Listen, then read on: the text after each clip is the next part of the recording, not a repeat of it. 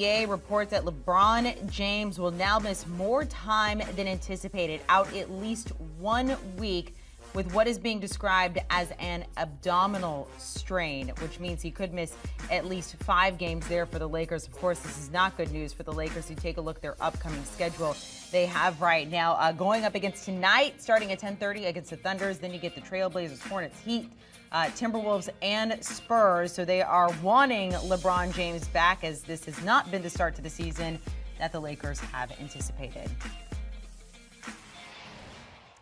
Let's welcome in NBA insider and writer Bill Ryder to talk about this. So LeBron James out at least a week with an abdominal strain. What more can you tell us? Yeah, that's right. And talking to folks, Amanda, around the NBA, this fits the pattern that several general managers, executives, and scouts that I've talked to this week for a story that actually comes out tomorrow on the Lakers expected.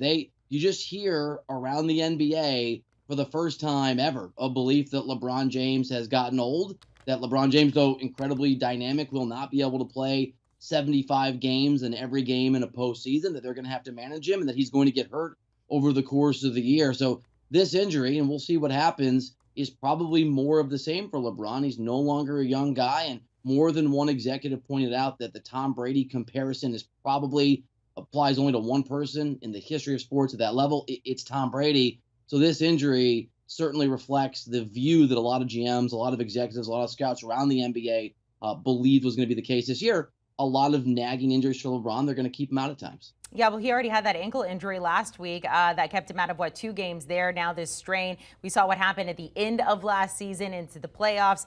LeBron James is going to be 37 coming up this December. I mean, once he is healthy, how do the Lakers start to handle him from there on out?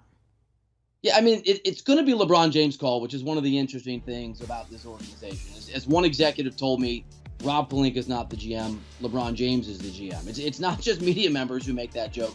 That's the belief around the NBA. And LeBron's always been really good at managing his body, about understanding how to get to the finish line of a regular season and still have what he needs in reserve in order to push through all the way to June to an NBA Finals. So if LeBron isn't feeling right, if he's not feeling personally like needs to be out there, he's going to rest himself. He's always subscribed to the Greg Popovich model that you need to take care of your body. And as he gets older, we're going to see more of this. We're going to see more of LeBron James spending some days not around, which gets us into whether or not the Lakers are as deep and deeply constructed and really well constructed as they think they are.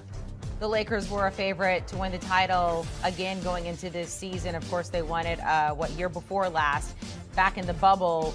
We had this big anticipation, as you mentioned, with the big three there, AD, LeBron, bringing in Russell Westbrook. Even when LeBron is there, and he's not going to be there for at least the next week or so, but even when he is there, give us your assessment of the Lakers right now. Yeah, they're not a very good basketball team, and it's probably not going to go well. I literally, Amanda, have been scouring the NBA for a source who will simply defend the Lakers. I'm calling up as many people as I can, and under the promise of anonymity, saying, tell me what you actually think about the Lakers.